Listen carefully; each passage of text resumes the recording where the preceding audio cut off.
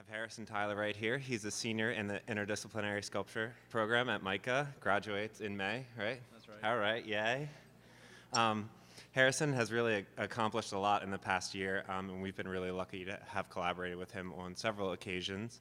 Basically, we're really grateful to have you here, Harrison, as part of our community, and thrilled to give you a chance to present on your work, which is often very intellectually and materially complex. So, Harrison Tyler.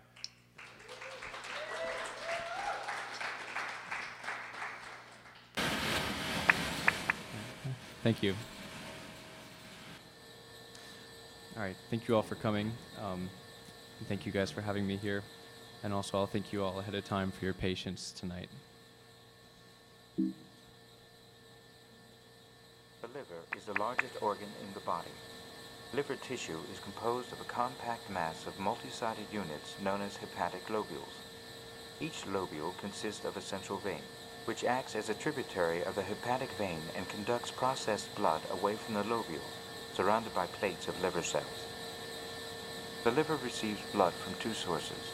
80%, which carries digested food materials, arrives from the intestine via the portal vein and venules. The remaining 20% is oxygenated blood from the heart, which enters through the hepatic artery and arterioles. An exchange of materials takes place between the liver cells and the blood, which then passes into the central veins and returns to the general body circulation via the hepatic vein. Sinusoids, spaces between plates of liver cells composed of tributaries of the hepatic artery and portal vein, conduct the blood flow to the central vein. The bile caniculus carries bile juice from the liver to branches of the bile duct, which convey bile from the lobules to the gallbladder. When an adult is at rest, about 2.5 pints of blood flows through the liver each minute.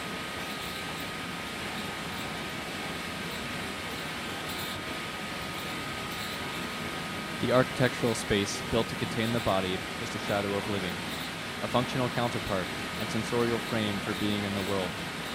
Within the focused boundaries of built space lays the potential for dissipation and dissolution. Tension builds between potentials of consciousness interacting with the potentials of structure. Architecture postpones death through its continual structural performance. This built space that embodies living directly speaks to a bodily structure and potential energy. Built space is a platform for the dissection of self, both of the tactile mortal body and of the living ecstatic consciousness which enters architecture. The polarity is afforded by architecture through its embodiment of both life and death, of consciousness and of the corpse, builds a system of shadow and metaphor. If this is understood as a possible condition of the self in architecture, then the question must be asked, how does architecture manifest itself as this shadow to the self and to the body? Martin Heidegger provides clarity and specificity for building, which is the underlying quality of all space in architecture, or built space. In his dissection of dwelling and building dwelling thinking, Heidegger utters a prefacing statement that building is dwelling, and that dwelling is the basic condition of man's being in the world. The existential and phenomenological underpinnings implicit in architecture provide us with the idea of the body fusing with architecture. Through this fusing, we are able to embody architecture in a way that the space becomes situated within us, not only as a corporal, but as a psychological space. Architecture is built in the image of the body, following its delicate and subtle needs. As a physical shadow created to counter the body's death, architecture allows consciousness to dwell in the body as it is preserved. Given this relationship, in the way that the body hosts consciousness, the architecture hosts the body. Architecture, therefore, hosts consciousness and functions as no more distant than one's own body. Here begins the codependent and transitive relationship between consciousness, the body, and architecture. As each maintains relation to the other, a gestalt shadow of living emerges. To explain how this shadow of living enters and creates architecture by means of projection, I will introduce Anthony Vidler's essay, Dark Space, From Architecture of the Uncanny. He explains how shadow is confronted socially and bodily in the conception of what he terms dark space. As Vidler explains, dark space is a space whose dwelling security and continuity with the body have been infiltrated by the space of the other darkness. He establishes the oneness of the bodily space with architecture and poses darkness as a psychological and bodily infector, attacking the integrity of the bodily-architecture relation. Fidler writes, quote, "In every case, light space is invaded by the figure of dark space, on the level of the body in the form of epidemic and uncontrollable disease, and on the level of the city in the person of the homeless. In other words, the realms of this organic space of the body and the social space in which the body lives and works, domains clearly enough distinguished in the 19th century, as Francois Delaporte has shown, can no longer be identified as separate." End quote. In this excerpt, through citing Delaporte, Fidler begins to articulate the spaces of the body and of architecture as inseparable, as one continuous system. In this system, the relation is such that structural instability can translate to instability of the body, disease of the body, can lead to degradation and abandonment of structure. The concept of homelessness can uproot the idea of dwelling altogether. In the situation of an invasive dark space that Fidler describes, the infector space as a subject of focus merely reveals tensions and fragility inherent in built space that typically, without an infector, are perceived as invisible or non-existent. Darkness, as it reveals the fragility of the balancing system of living and dwelling, penetrates the bodily bounds and makes the body appear in all of its opacity, casting its shadow into architecture. Realizing that dark space surrounds and is within the body, supporting the very structure of architecture and of consciousness within, is a cognitive reorientation of architecture. Fidler's text has helped to describe dark space as it is distinguished by polarities, as a bodily space and a space of death. Through building upon Fidler's discussion of darkness and transparency, two distinct qualities of dark space can be gathered. One, that dark space is an infector, and two, that dark space is sublime. In the discussion of opacity, the opaqueness of a field lends itself to the sublime through the darkness it casts on the bodily senses. Darkness is linked to the vulnerability of the bodily space as its infector, and at the same time, darkness is both sublime and erotic, at play with bodily perception and existence. Through varying levels of opacity emerges dark space, revealing the absolute, excessive, sublime potential for the collapse of built space. The security task is here not the same as that of the traditional building walls protecting the inside.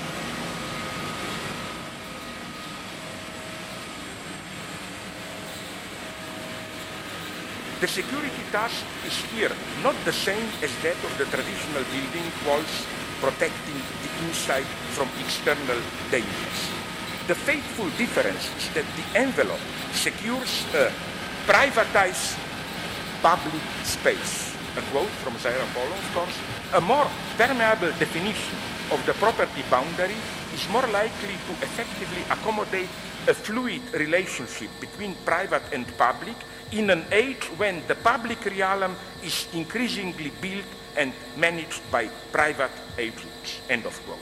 So, from the Deleuzian poetry of fluid deterritorialization, we are back to the task of how to enact and protect the private enclosure of public spaces. If traditional architecture was an attempt to enclose the inside from the outside, today it often tries to enclose the outside itself, to create a protected, screened outside separated from the wild outside.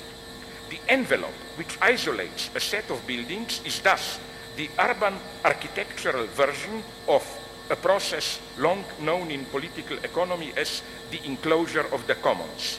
Not only the interior of a house, its exterior itself is cordoned off and climatized, not only with regard to heat and air quality, but also with regard to the undesired presence of potentially toxic substances. That was Slavoj Žižek from his lecture, Architecture and Aesthetics. This concept of darkness, of the fear of dark space, and even the subconscious presence of darkness, or toxicity, underlying many forms of ideology, tradition, etc., speaks to a certain ecological mentality, that is, of a more shallow ecology. Confrontation with, or exposure to what I am referring to as dark space, the inner wall, the HVAC system, birds in the veranda of the building, as you will hear, is an attempt at digging farther into a deeper ecology, for exploring the architectural extents of an ecological self. What do we even know about our own body? We are darkness in this regard, and we are darkness, and we are within darkness. If ever we see into the darkness of our bodies, it is surely either horrific or a fetishized event.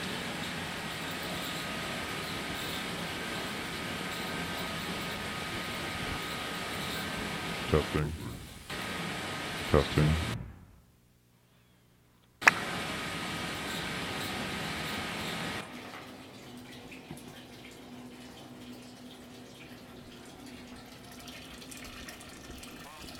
Incoming air enters the building. It is delivered to the space by a ductwork. These are the steel passages where air is pumped throughout the space. Ducts stem from an airflow tree, a pressurized vascular envelope. The supplied air creates the positive pressure of a temperature-controlled atmosphere of recirculated air, a pressure that permeates the body. Return air ducts relieve this pressure, intaking the spent supply air source. It recirculates, conditions, heats, and humidifies this air. This circulatory nature of the HVAC system homogenizes the breadth of the building, forming the interior body.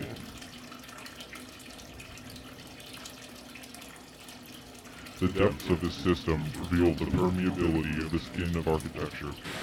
This is the HVAC system.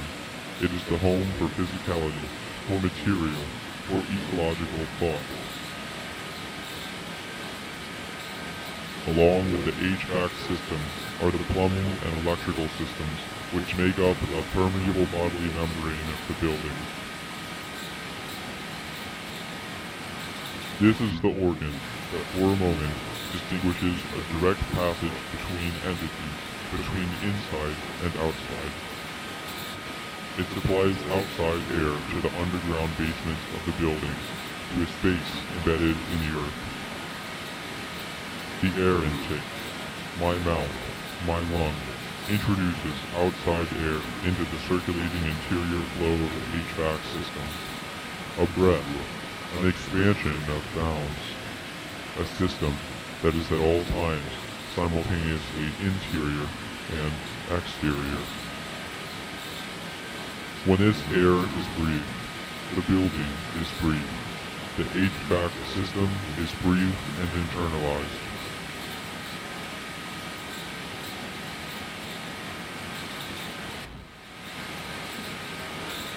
I breathe through the birds nested in the veranda.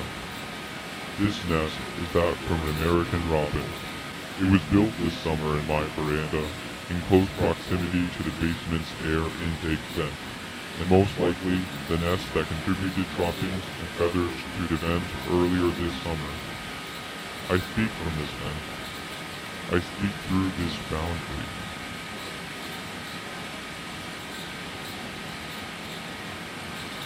Natural gas enters through steel pipes, an ancient and worldly product that permeates my skin. It enters my basement and flows into my furnace into pure combustion. These are my industrial boilers, Westcast RTS HE series. They heat water coils, warming the flow of air in the HVAC system. In the sink, a flame touches my skin. This warmth is at the core of what it means to be here, and to be within me. These are my parts. My work is made by this heat.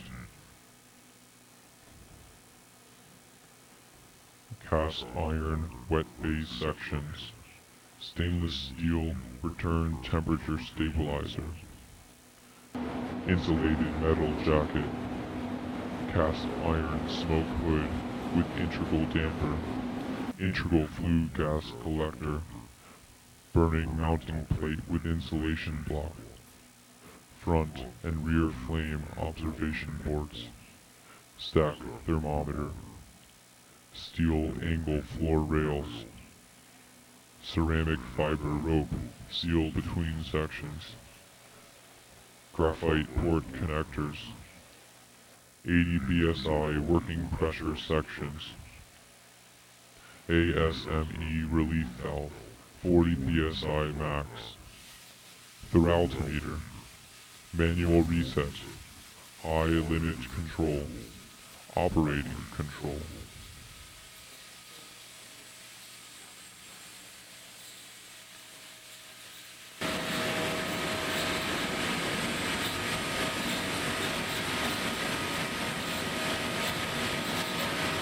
Rain leaks through the brick walls of the basement.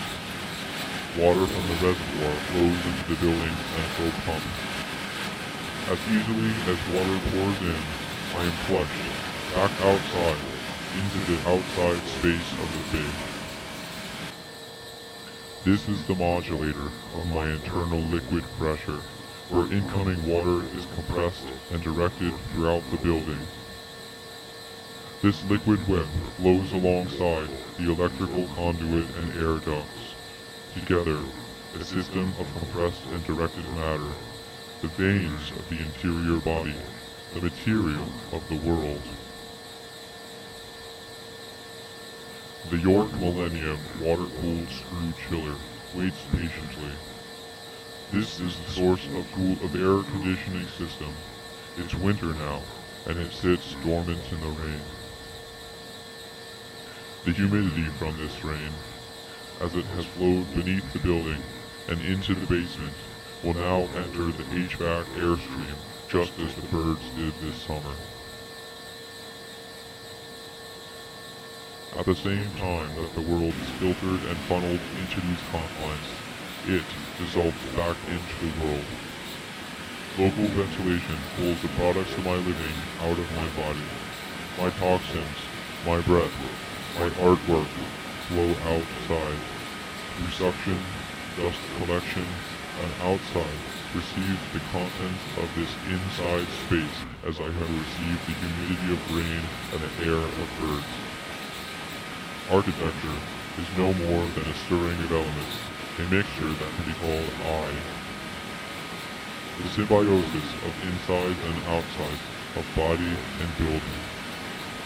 This building becomes a gaseous sculpture of the web of connectivity, a site buried within the bounds of my ecological self. Architecture is the self, as body is self, an HVAC body, a station, ego, self.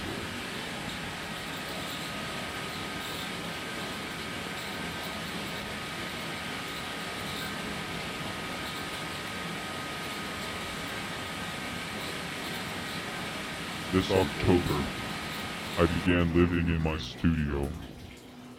I would find ways to remain in the building after the building closed and was locked up by the guards.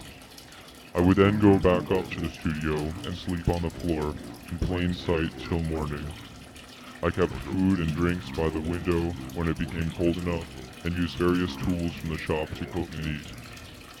These are the views of the clocks hanging on the north, south, east, and west walls of my studio, seen from my sleeping bag just before I fell asleep on the floor of the studio at 6:15 a.m., at 4:30 a.m., at 8:02 a.m., at 3 a.m. I perform sleep. I do not make work in this time, yet this time in itself is a point which is captured, is a product of an artwork or action that kept me awake until that time. These clocks are unconscious artworks, documents of a boundary, of the click between two polarities of productive states. And in this space, it is a pocket of air, a framework of material, a neutralized archive, an architecture in full spectrum of time. This worked well for me until being waken up and kicked out by one of the guards at the start of their morning shift 3 times this December. Afraid of being caught there again and my real dwelling discovered, I built a sculpture, a pedestal more or less, 7 feet long by 29 inches wide by 36 inches tall. I would sleep in this pedestal when it was in the building. Now, not only was I more covertly living, but I was no longer limited to sleeping in my studio. I was the only person in the building, the whole building to myself. This is inside the pedestal. While this worked well for a while, I began to seek a more intimate partnership with the building. I suppose I became either more confident in my research or bored with the coffin that I had made for myself. I had to make a decoy sculpture out of the pedestal in order to avoid suspicion. I began discovering shelters within the walls of the building.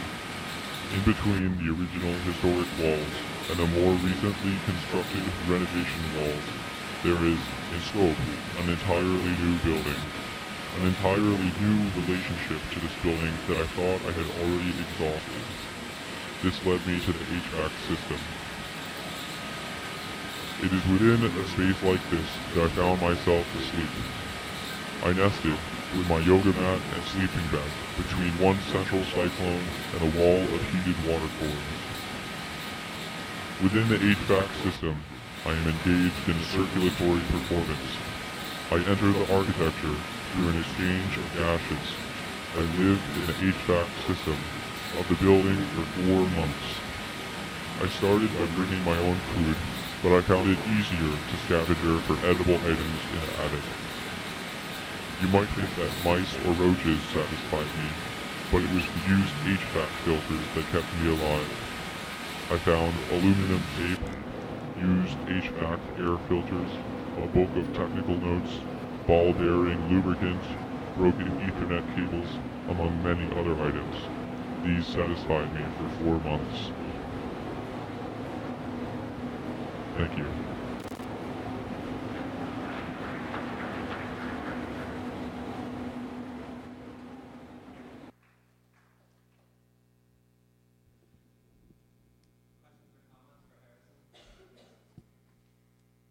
Yes.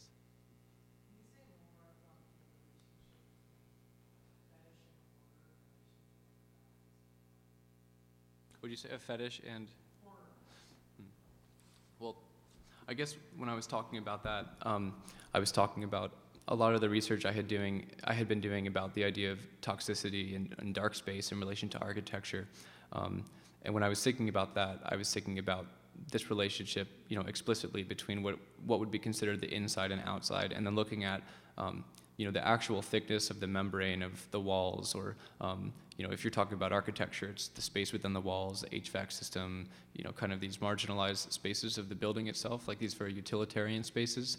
But in terms of the body, I started to realize that there was kind of an exact same relationship where there is this internal space that is, for the most part, it's like a space of consciousness, besides like, only a few inputs that you have to your body that are this partial, it's like this, this gateway between the internal and the exterior.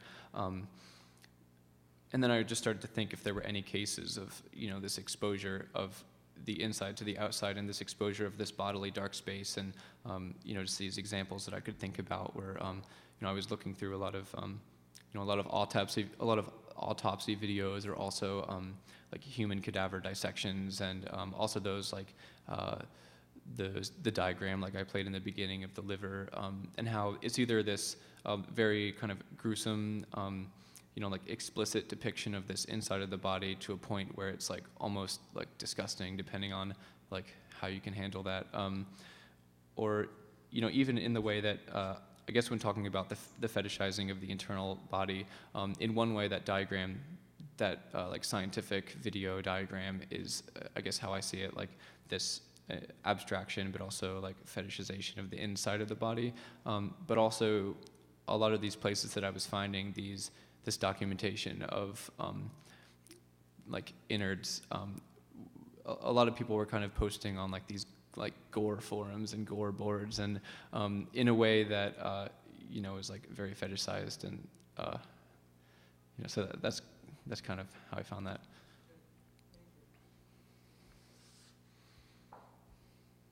Anything else? Yes.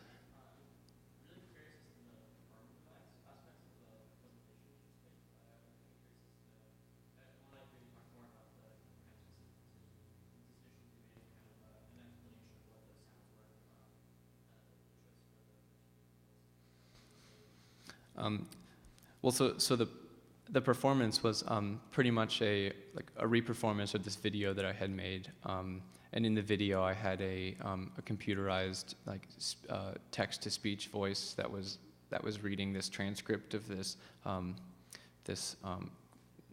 this dialogue between describing the inside of the body and the inside of the HVAC system, and kind of this single entity that was both occupying my body or the body of someone within this system of architecture, but then also this voice of the building itself. So the switching of the voice was, in one way, in a literal way, I was trying to kind of mimic that computer voice that I found, but also in another way, it was to distinguish my voice from this more ambiguous character that I was, researching and trying to portray through this dissection of the architecture. And then as far as the sounds that were playing the whole time, those were, that was audio that I recorded from within the HVAC system, and were also the same sounds that were in the video that I made. So just because kind of a backdrop to the whole presentation or the whole performance, it was just kind of contextualizing everything into that specific train of thought that I was trying to unpack.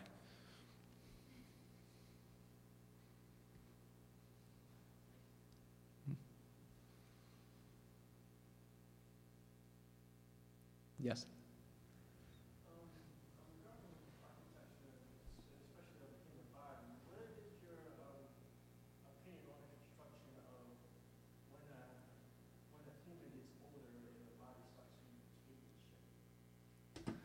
When the body starts to age?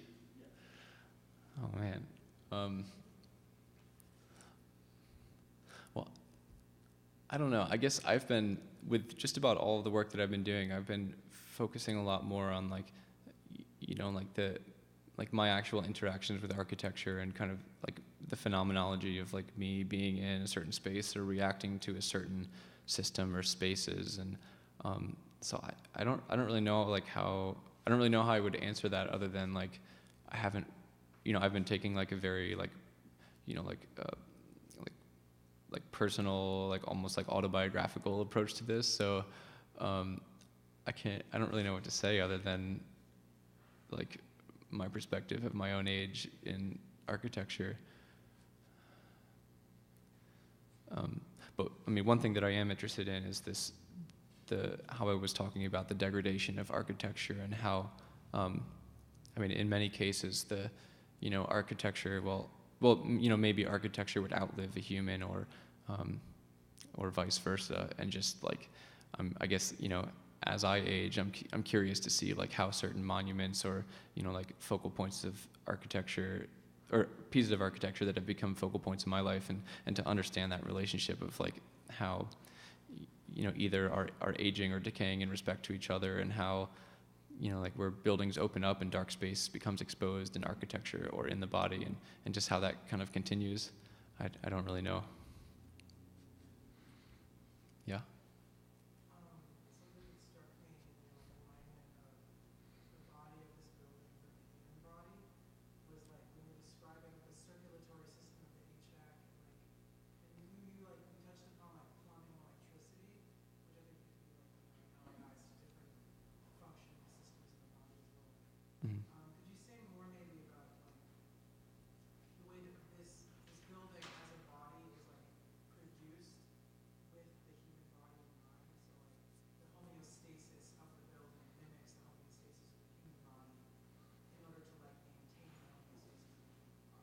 Mm-hmm.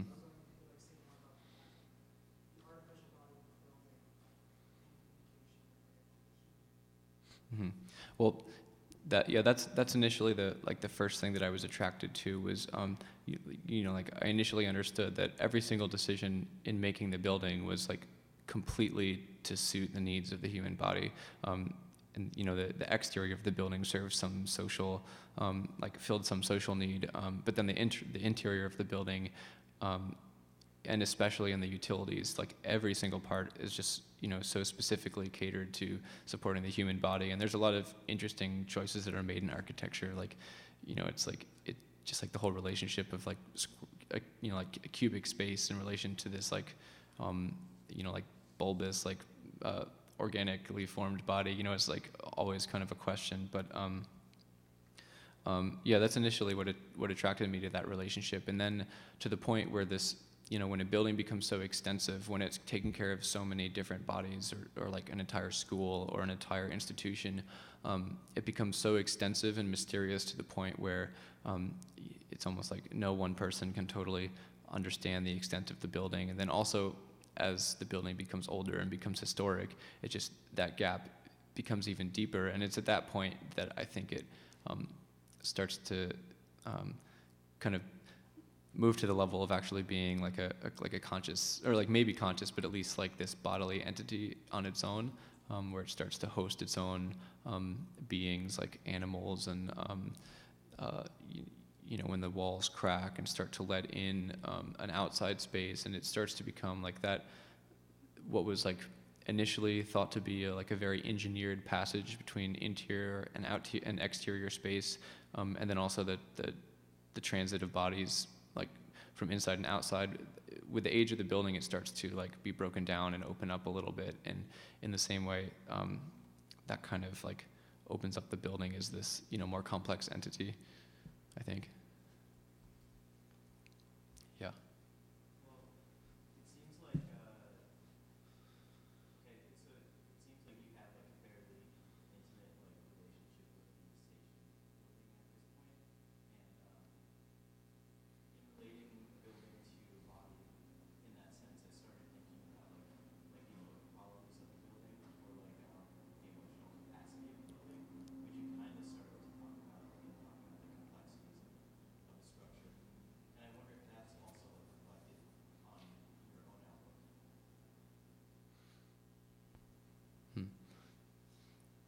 What do you mean by that? So it's like, at first I wanted to ask you, like, do you think the station building's happy? But like, has it reflected on like on you, like on your outlook to things? Like has the building itself like affected my own emotional status, or Yeah. is that what you mean? Yeah. So like, if you're looking at a building and you're saying, oh, like that's a happy building, like, what qualifies happiness? Has it existentially changed you, or how? Well, I guess I've never thought about it in that way before, but I guess I was thinking about it more of like, or the extent that I thought about it is like, is this building like a satisfied building? Like, is it kind of being, like touched in all the right parts? Like, is it all like functioning properly and being like, is it having all the right inputs and the right outputs, and then like when I see, like when I go up into the attic or like into all these spaces or in the basement, and I see like, like writing and drawings down there, and seeing that people are like going down even into these like personal spaces of the building, that kind of like satisfies me in a way that I think that like, this building is getting attention like in all of its parts. And so I guess, I don't know if that really answers it, but I don't know if I really saw it in that way.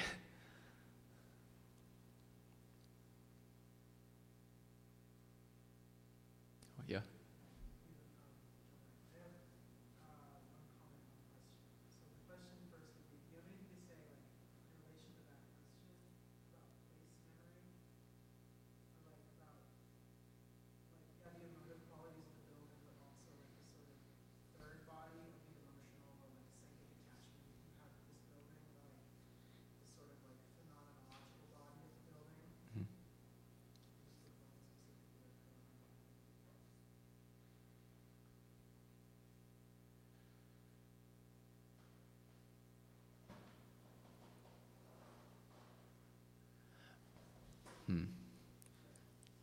Well, I'm just trying to think of like, I guess, the first thing that I'm thinking of is this thing that I like to do when I go up into, well, I guess like any place in the building, if I, especially if I'm like alone in the building at that time, or like if there's no one else around, and all the lights are turned off, and I can, like whether it's in the HVAC system or like down with the furnaces, or just like even in some hallway or like a bathroom or something, and the lights are off, and it's just like there's no like visual references to the architecture, and then there's also no visual references to my body. I think, I don't know, maybe it's in that space that I start to, like I feel like it starts to become blurred, and like maybe this third element emerges, where like sometimes I'm like I feel like somewhat afraid that there might be another entity there, like almost on like a defensive level. I'm afraid that maybe it's just because of the darkness, but like I'm afraid that there might be like someone around the corner, or maybe like the building itself has, like maybe there's even just a third person, and the sensing of that might be kind of this sense that maybe that's like that third entity, or like the individual that is like the manifestation of this relationship between, like myself and a building. Yeah, and also thinking about the historic building, like there's, like that building in particular, there's a lot of stories about, it's like its role in the Civil War, and there are stories of like dead soldiers coming in on trains and like just like being displayed on the hill, and then families would come and identify soldiers. So there's like all kinds of stories and myths that like would lead to this potential for for a haunting. Yeah.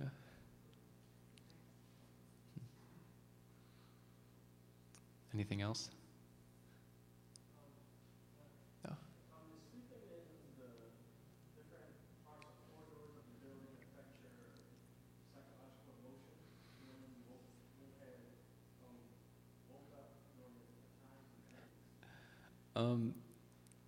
It's been great, except for a few times. The times when when I was sleeping in the studio and the guard came up and stomped on the floor and woke me up is just a horrible way to start the day. And then the only other time that it was bad was I had just fallen asleep, and it was pretty cold up in the studios, and I didn't have my sleeping bag with me, so I was just like I was having a hard time falling asleep, and then also I felt like tickling on my nose, and kind of started to blow at my nose, and got up and kind of thought it was my hair or something, and that went on for like 10 minutes, and then I finally woke up enough to look down and see that there was a roach that was sensing my face with it. So that was pretty horrible and ruined my day. But aside from those two exceptions, it's just been great, very, very insightful.